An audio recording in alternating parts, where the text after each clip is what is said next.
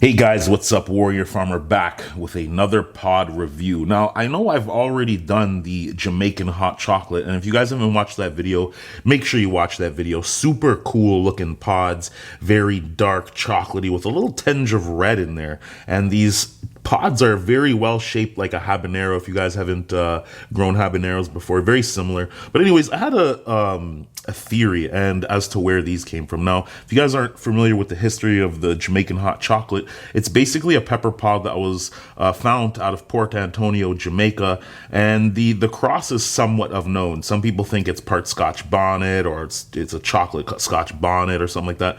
But I have a theory. Now, I personally think that this plant is a combination of a red habanero and a chocolate scorpion pepper. And the reason I say this is because this is what the pod normally looks like. If anybody's ever grown Jamaican hot chocolate, they know that this is what the pod looks like, very waxy and crinkled in appearance, very similar to a habanero except darker.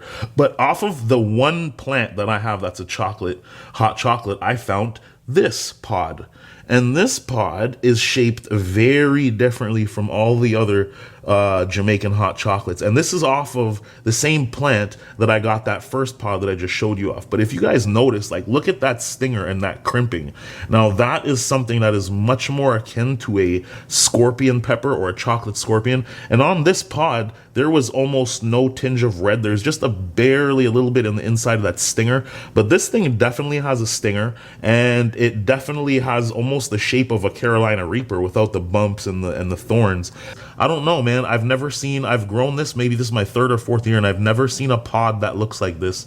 And it's not like the whole plant is producing these, so it's not an accidental cross.